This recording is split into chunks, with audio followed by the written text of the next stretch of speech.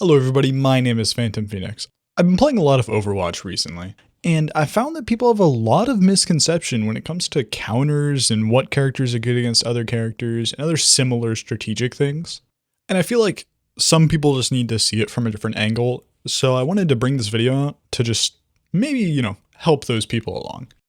I'll start this off with saying, I'm a Ramatra main. I love this dude. His design is honestly one of the coolest hero designs I've ever seen. Not only that, it's extremely fun to play him. Most of the time when I'm live, I either end up running him or playing support and doing some other stuff. And I will also preface this next section with this. I'm in gold hell. No matter how much me and my friends do for the team, there is almost always that one player that just has to sell for the entire game. The main issue I see, especially with these players, people think that they can one-trick a character all the way to Grandmaster and start getting toxic when they run away from their healers and die.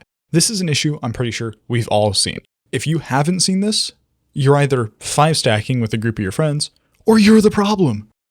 Another big issue I see is the misconception around counters. The whole point of this video.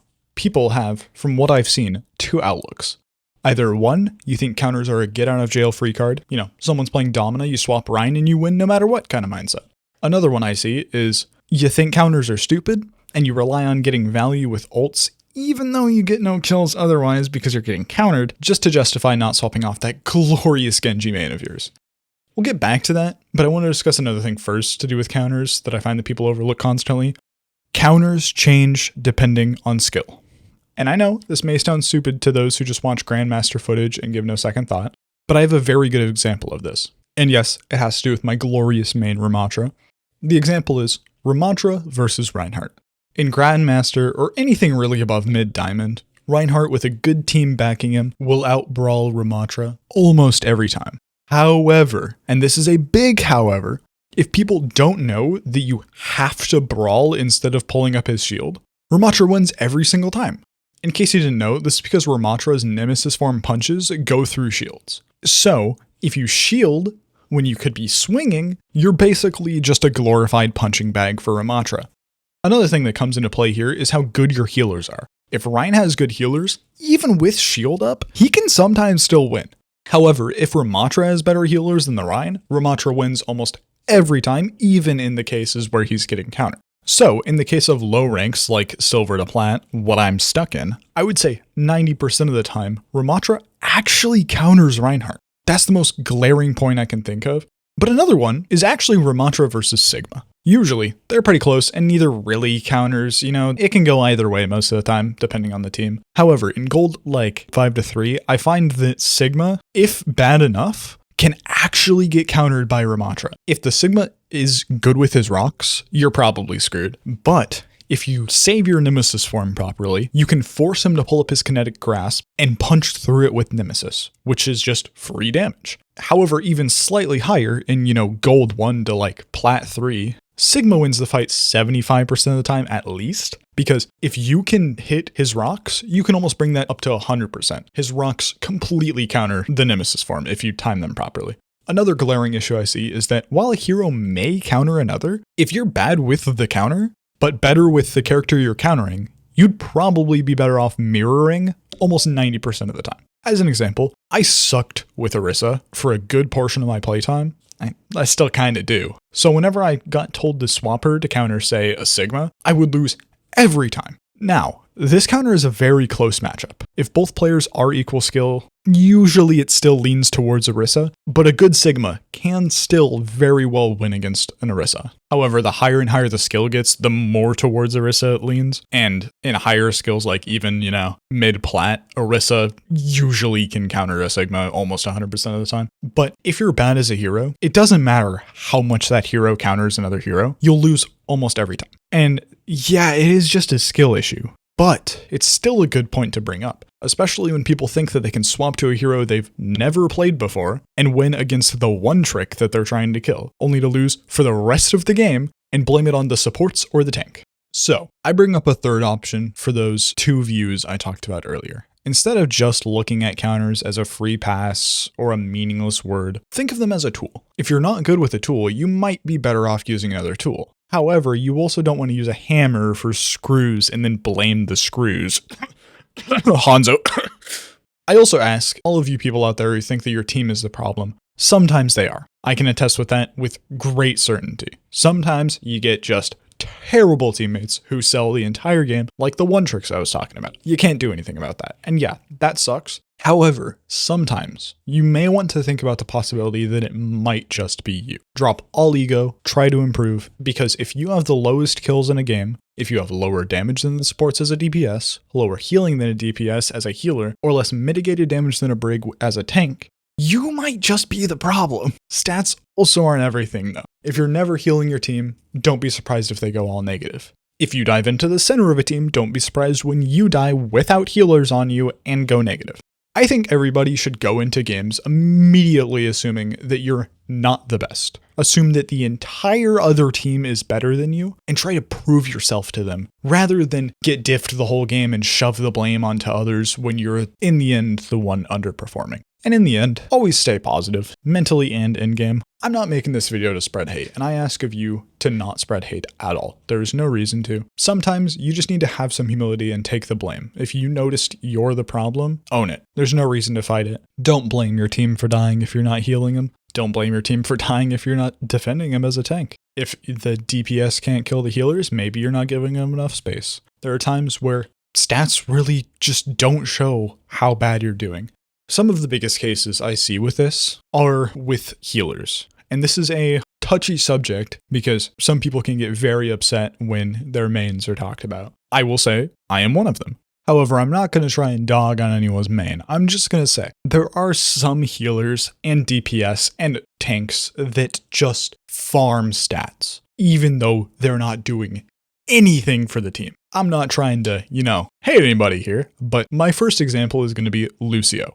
Lucio, while he can have a lot of value on a team, especially on a map with a void hole in the center, there are also times where he can be really bad for a team and his stats don't show it at all. He will be standing near the team. You can just sit there, basically AFK, and get around 12k healing, even though his healing is some of the slowest in the game, and your team will never feel like they're getting healing.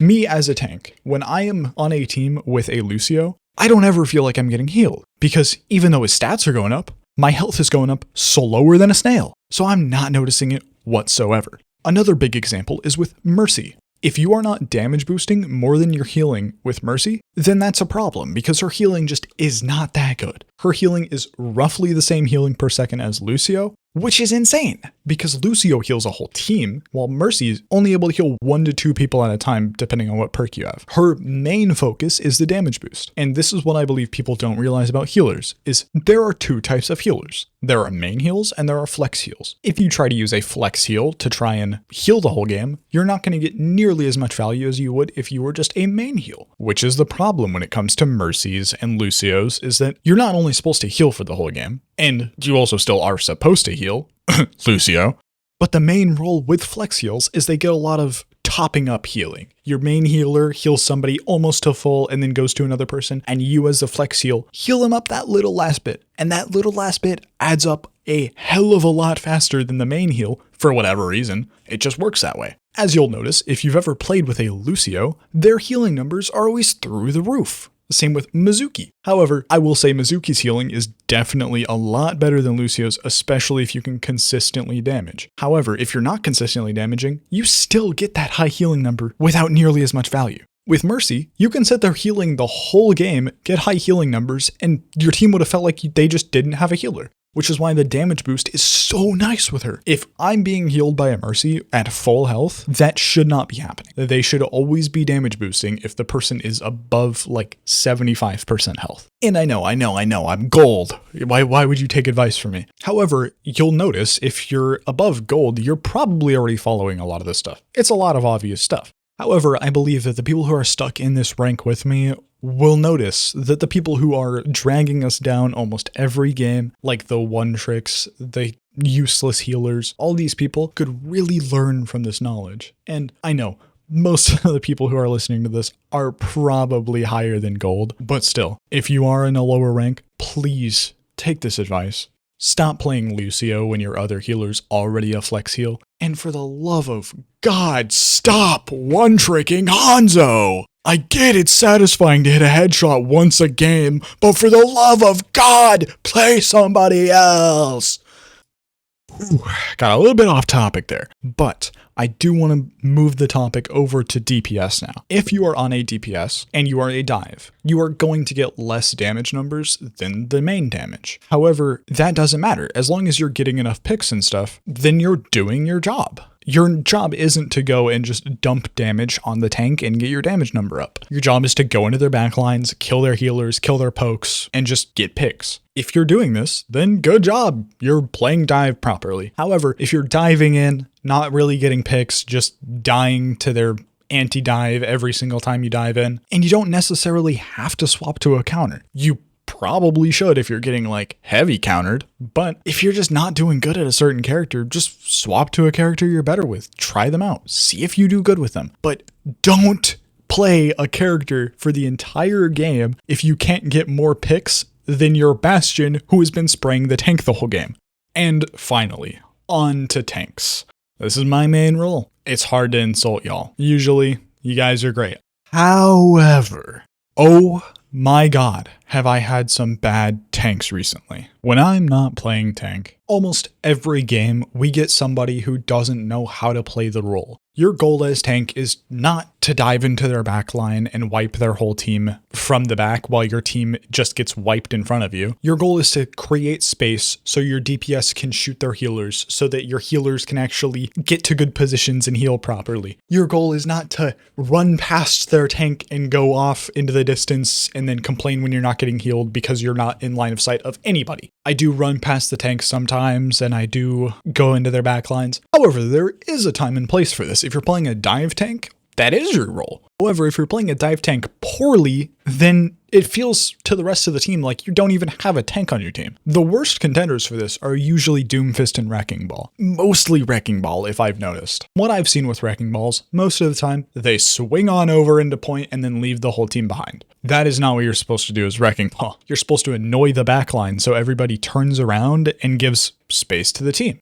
As tank inherently is to take aggro and push people back. Tank is the most valuable role on the team. And it really does suck when your team doesn't support that. If your team isn't supporting that, if you are pushing up, you're gaining space, and your team isn't utilizing that space, in that situation, it really does feel like there is nothing you can do. However, there are situations where your team isn't doing as much as you'd like them to, but you can swap to a different tank and sort of pick up that role. Like, if your healers just aren't healing enough, Roadhog might work, depending on if they're not countering him. Because again, if they're countering Roadhog, you might not want to swap to Roadhog because then you're probably going to get killed even faster. Your DPS isn't enough, maybe swap to a higher damage tank like Orisa or one of those. There are ways to pick up for your team. However, there also are ways to completely ruin your team. Number one case I see of this is not getting any space, like the Wrecking Ball example that I gave earlier. Not gaining space for your team, then you lose. That is your whole role, and if you're not doing it, you need to improve as tank.